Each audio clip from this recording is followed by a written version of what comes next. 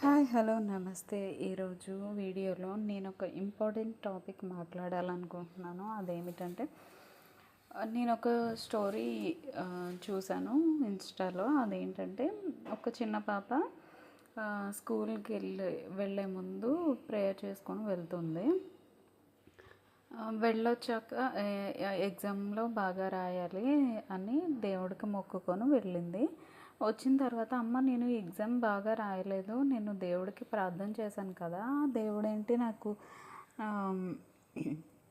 ఎగ్జామ్లో మంచి మార్క్స్ ఇవ్వలేదు అని అంటే వాళ్ళ మమ్మీ చెప్తుంది, ఎగ్జామ్ నువ్వు నువ్వు దేవుణ్ణి ప్రార్థించడం ఒక్కటే కాదు, నువ్వు కూడా ఖచ్చితంగా కష్టపడాలి. నువ్వు ఎగ్జామ్కి ప్రిపేర్ అయ్యి అప్పుడు నువ్వు దేవుణ్ణి అడగాలి, నాకు మంచి మార్క్స్ ఇవ్వమని, నేను చదివిని గుర్తుండేలా చెయ్యి అని దేవుణ్ణి అడగాలి. అంతేకాని నువ్వు అలా చదవకుండా నువ్వేమీ చేయకుండా వెళ్ళి దేవుడా నాకు మంచి మార్కులు ఇవ్వు అంటే దేవుడు ఇవ్వడు అని చెప్పి, మనం ఎప్పుడైతే కష్టపడి చదివి మనం అడుగుతామో అప్పుడు దేవుడు మన కష్టాన్ని చూసి మనకు ప్రతిఫలం ఇస్తారు అని చెప్పి చెప్తారు.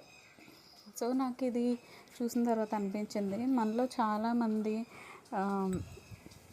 హౌస్ వైఫ్స్ లాగా ఇంట్లో ఉంటాము, కూర్చొని రీల్స్ చూస్తూ యూట్యూబ్లో వీడియోస్ చూస్తూ అనుకుంటాం, అబ్బా వాళ్ళు భలే చేస్తున్నారు, వాళ్ళు ఇలా ఉన్నారు, వాళ్ళ లైఫ్ ఇలా ఉంది అలా ఉంది, ఈవిడ చాలా కష్టపడి ఇలా తన లైఫ్ స్టోరీ చెప్తుంది అని మనం వింటాం. కానీ మనం కూడా చేస్తే మనం చేయలేమే, వాళ్ళు బట్టల బిజినెస్ చేస్తున్నారు, మన దగ్గర డబ్బులు లేవు, వాళ్ళు ఫుడ్ బిజినెస్ చేస్తున్నారు బట్ మన దగ్గర డబ్బులు లేవు, వాళ్ళు ఈ హెయిర్ యాక్సెసరీస్కి సంబంధించి ఏవో వెరైటీ చాలా రకాల బిజినెస్లు చేస్తున్నారు, మనం చేయలేకపోతున్నాం, మన దగ్గర డబ్బులు లేవు అని మనలో చాలామంది అనుకోవచ్చు.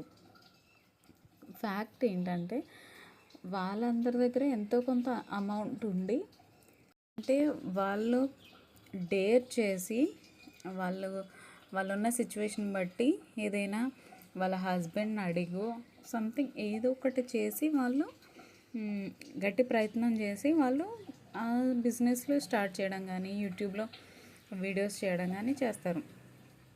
సో తద్వారా వాళ్ళు ఇన్కమ్ అనేది జనరేట్ చేసుకుంటున్నారు. బట్ మనం ఏం చేస్తున్నాము, ఖాళీగా అలా కూర్చొని వాళ్ళ వీడియోస్ చూస్తూ బాధపడుతూ మన లైఫ్ ఎప్పుడు మారుతుంది, మనకు అంత ఆపర్చునిటీ లేదు అని అనుకుంటాం. కానీ ఎస్ మన దగ్గర సింగిల్ పెన్నీ కూడా లేదు. ఒకవేళ హస్బెండ్ని అడగాలంటే హస్బెండ్ ఇవ్వరేమో, ఎలా అడుగుతాము, ఇలా ఆలోచించుకుంటూ మనకి దేవుడు 24 అవర్స్ ఇచ్చాడు.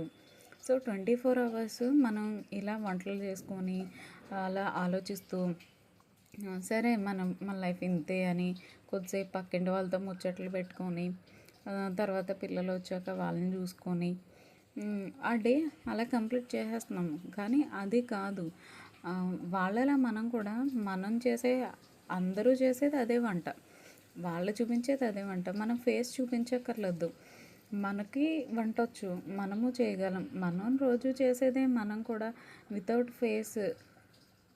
మనం ఫేస్ చూపించక్కర్లేకుండానే మన వాయిస్తో మనం కూడా చేసి ట్రై చేస్తే తప్పేముంది. ఖాళీగా కూర్చోవడం కన్నా అయ్యో నాకేమీ రాదు, నాకు జరగదు అని మనం నా జీవితం ఇంతే అనుకొని అలా కూర్చోవడం కన్నా మనము ప్రయత్నం చేసి నెక్స్ట్ దేవునికి విడిచిపెడితే దేవుడు ఒకవేళ మనం పడే కష్టాన్ని చూసి ఏదో ఒక రోజు దేవుడు కూడా సహాయం చేస్తాడు. అప్పుడు మనం ఒక సక్సెస్లోకి వెళ్తాము.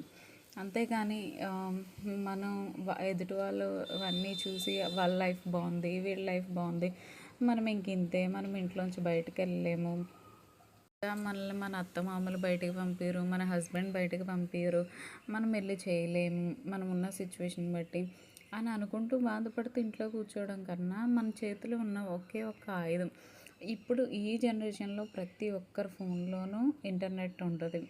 సో అది దాన్ని ఉపయోగించి మనం చేసే ప్రతిరోజు వంటల్ని వీడియో తీసి పెడితే కష్టపడి దేవుడు ఒకరోజు ఫలితం ఇవ్వచ్చు కదా.